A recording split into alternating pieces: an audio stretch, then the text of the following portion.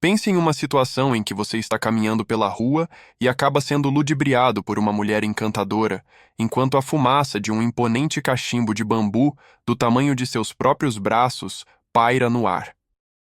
Este cenário, aparentemente pitoresco, é o lado menos iluminado da história do Vietnã. Neste vídeo, vamos explorar a história, as guerras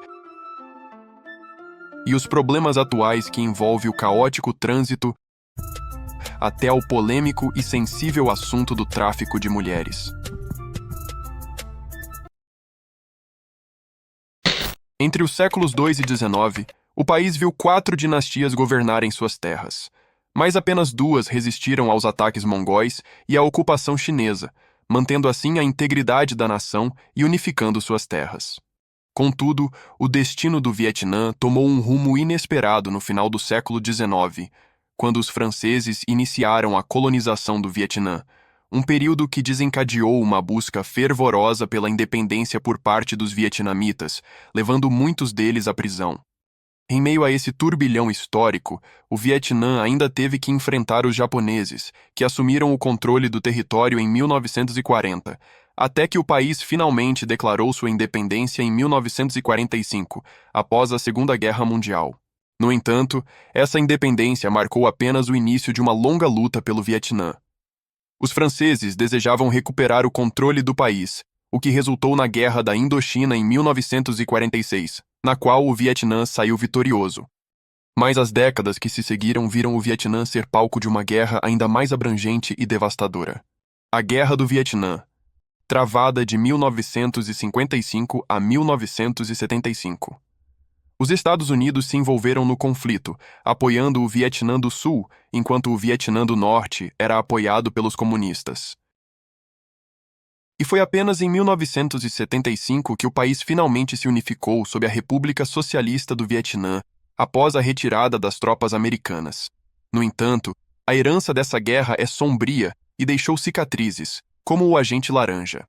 O agente laranja foi um produto químico pulverizado pelas tropas americanas durante os anos de 1961 a 1971. Este produto químico altamente tóxico contaminou o solo e os rios do Vietnã, tornando muitas plantas e peixes tóxicos e afetando a saúde de milhões de vietnamitas. Os impactos incluem defeitos congênitos, doenças de pele, distúrbios autoimunes, doenças hepáticas, distúrbios neurológicos e gastrointestinais, afetando, de forma trágica, até mesmo crianças inocentes. Muitos acreditam que as gerações futuras ainda sofrerão as consequências dessas exposições, estimando-se que levará de 6 a 12 gerações para que as dioxinas se dissipem. Depois de entender um pouco da sombria história do Vietnã, agora vamos abordar assuntos mais atuais ou nem tanto atuais, como o consumo de carne de cachorro.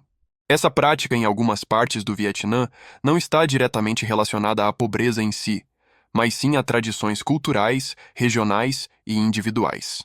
Embora seja verdade que algumas pessoas em situações de pobreza possam recorrer ao consumo de carne de cão devido ao seu baixo custo em comparação com outras fontes de proteína, é importante entender que essa prática não é generalizada em todo o país. Apesar de algumas comunidades e algumas pessoas acreditarem que a carne de cachorro tem benefícios à saúde, essas crenças não têm evidências científicas sólidas.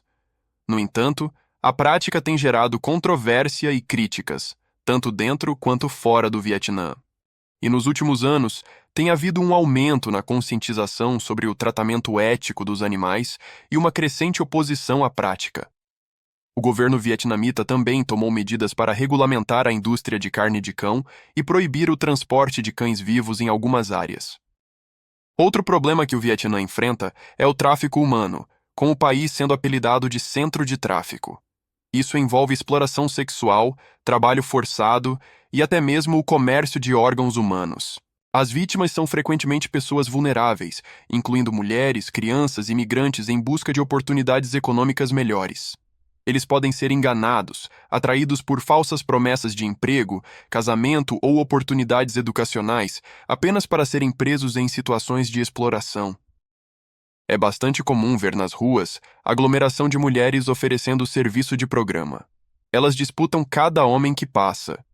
Muitas delas estão ali por escolha, enquanto outras são forçadas ou coagidas a fazê-lo. E muitas são obrigadas a ficarem em uma vitrine como se fosse produto à venda. Apesar que esse serviço é ilegal em muitas partes do Vietnã, e embora a aplicação das leis varie de acordo com a região e as autoridades locais, o governo tem tomado medidas para combater esta prática e proteger os direitos das pessoas envolvidas nessa atividade. Isso inclui operações policiais para prender aqueles que exploram ou traficam pessoas. Além disso, esforços estão sendo feitos para fornecer apoio e oportunidades econômicas para as pessoas que desejam sair da prostituição e encontrar alternativas de subsistência. Agora vamos falar do caótico trânsito do Vietnã, que é uma das principais preocupações, com altas taxas de acidentes devido à falta de respeito às regras de trânsito. Os vietnamitas têm métodos únicos de atravessar as estradas movimentadas, sem a necessidade de esperar os motoristas pararem, tornando-o um lugar desafiador para dirigir.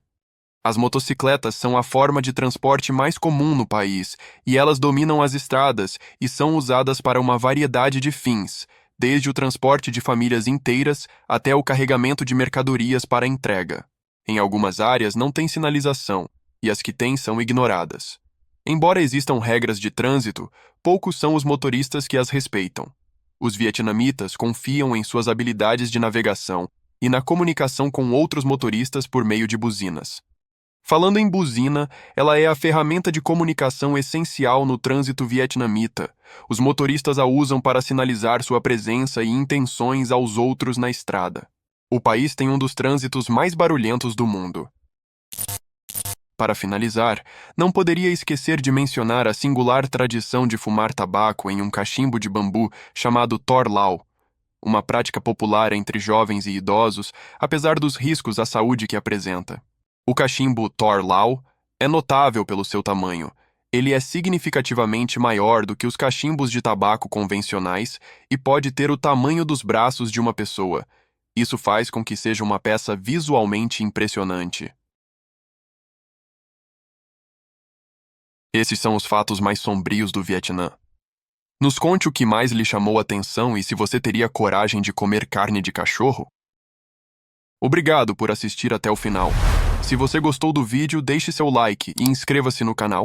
Isso ajuda bastante para que eu possa continuar trazendo conteúdo para vocês. E não esqueça de ativar o sininho para receber todas as notificações dos vídeos. Até o próximo!